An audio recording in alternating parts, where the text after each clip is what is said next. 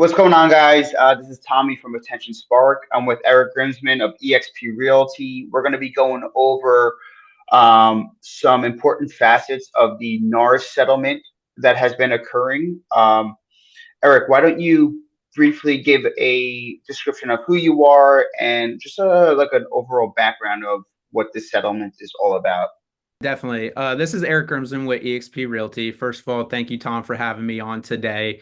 So one thing I do want to mention is one, I am not a lawyer. I am not that someone that practices law. I am a real estate professional, and these are just some questions that have arose from the consumer.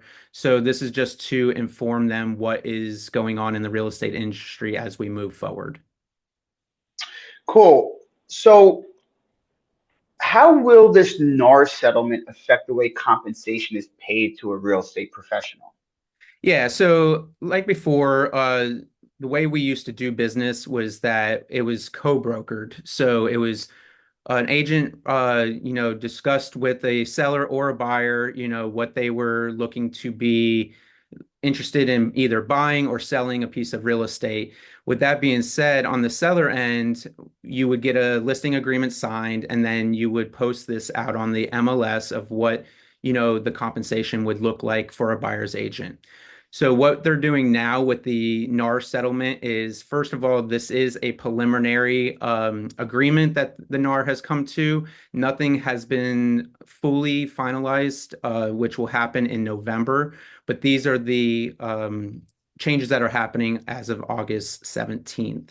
And that is that now when we get a listing agreement signed from a seller, that we are, you know, there to negotiate, the same compensation with them. But on the buyer side, we now have to go into an agreement with the buyer that they may be, responsible for that compensation moving forward. It's no longer just outlined on the MLS. So that's one of the changes that's happening is they're removing all forms of compensation through the MLS. Interesting. How long has this settlement kind of been brewing for? Has it been going on for a while? Has this kind of been in the talks? Like, can you give me like a brief background on it? Yeah, so this all started back in August, September of last year. There was a case that came available through the court that buyers were, or consumers were thinking about that they weren't being represented properly.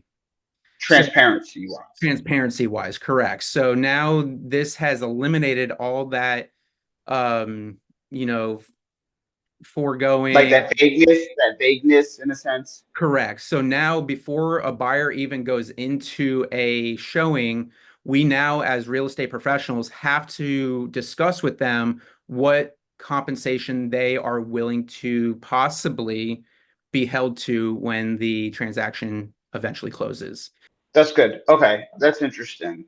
Um, all right. So, how will the removal of cooperative compensation offers impact negotiations with buyers agents?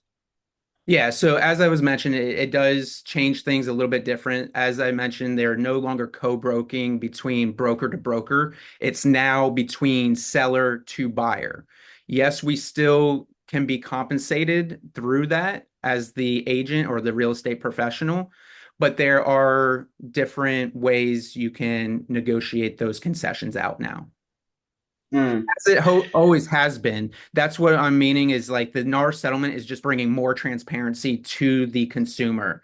It's always been this way that compensation was always negotiable. And I want to make that a point is it's always been this way, but now it's just bringing it more clear and transparent to the consumer.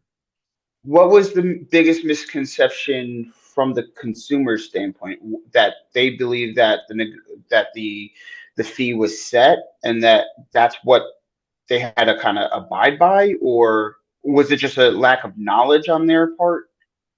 Yeah, so as mentioned, when you co-broke, you were negotiating a, compensation through the seller, which is still possible. And as a listing agent myself, we still recommend that you can still negotiate this compensation with the seller because if you don't, provide some type of compensation to a buyer's agent who is going to be possibly showing your house, you're just allowing yourself to a smaller pool of buyers, if that makes Hmm. sense. Hmm. It's still Sounds in your best interest to, as a seller, to offer this type of compensation to a buyer's agent. All this is doing is allowing the buyer's agent to negotiate with that buyer what exactly they will be compensated. Because if the seller is not compensating any concession to the buyer, then the buyer is responsible for that compensation. And this is agreed upon before any houses are shown. This is something that the whole industry of real estate is doing, is before you even can show a home or tour a home, you have to have what's called a buyer broker agreement signed. Now, there are different stages of this buyer broker agreement. Once you start, talking about wanting to put offers in and stuff like that, this is when we need to have the exclusive buyer broker agreement signed and agreed upon of what compensation may look like, if the seller is paying for it or if the buyer is on the hook for it. so this is a national situation, not Correct. just Florida. You're in the Florida market, but this is national. I know each state has their own formalities, I guess you could say, Yes. but across the board, this will be Across the a board, thing. this is mandatory that all consumers must have this signed before even touring a property. Wow. And Okay, like so I what should mentioned people? before, though, is like it allows more transparency to that buyer and to all parties. It's no longer, oh, this person's paying this out, and you can kind of, adjust those figures. It now has to be in writing. And if you change that percentage or fee that you're charging, it then has to be renegotiated with the buyer and with the seller, and everybody has to be on terms with it. um, on the same page Correct. at the gate.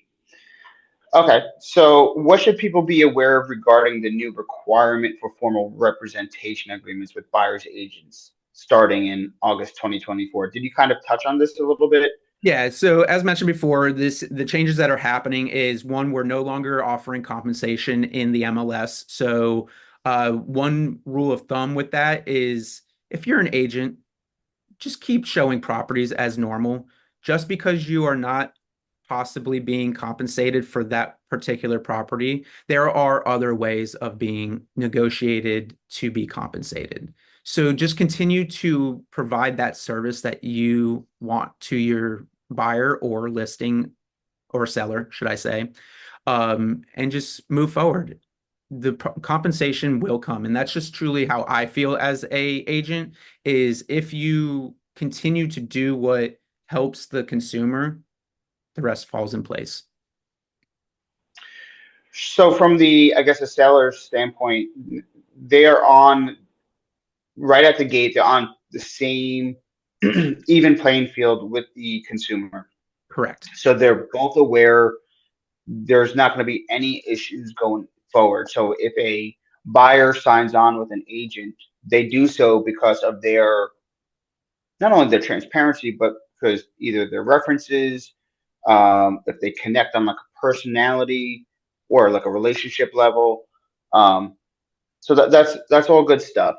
Yeah, so just to touch a bit on that point, is I actually just put out a video the other day about this, is just how I run my business as a real estate professional. Is there's three pillars that I like to stand by, and that's trust, be respectful, and just being confident in your real estate professional. So having that along with the transparency, I think will help the whole entire industry as a general and just make it a lot better. And then this will be conclusive. I know it's not conclusive yet, but it should be conclusive mid-August. No, concluding in November. These are just changes that are November. happening right now, preliminary changes. Like I mentioned, one being that the MLS cannot be show any type of compensation. So now that has to be negotiated between buyer's agent and seller. Seller is going to be the one offering the concessions if they choose to do so. And if not, you now have that buyer broker agreement in place with your consumer that they may possibly have to, pay for. That's intriguing.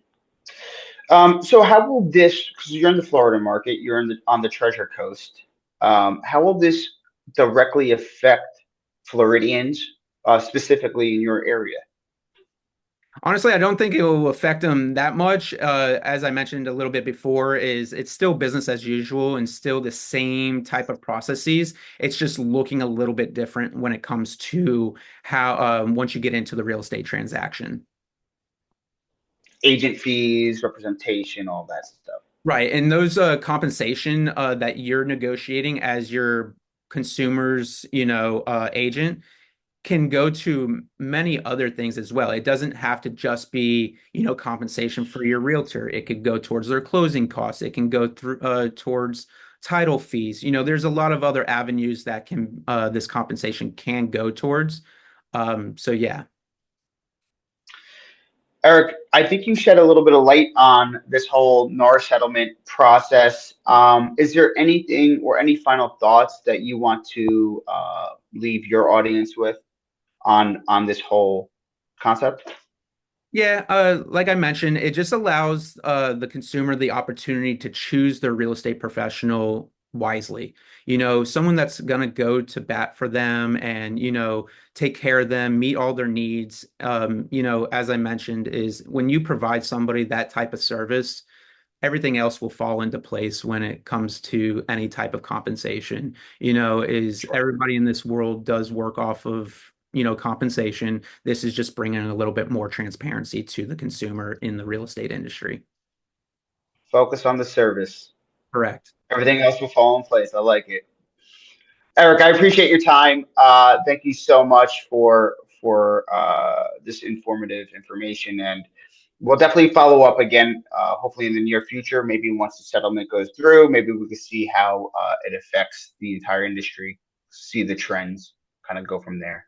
Sounds good. Thank you, Tom, for having me on today. I appreciate it. And thank you.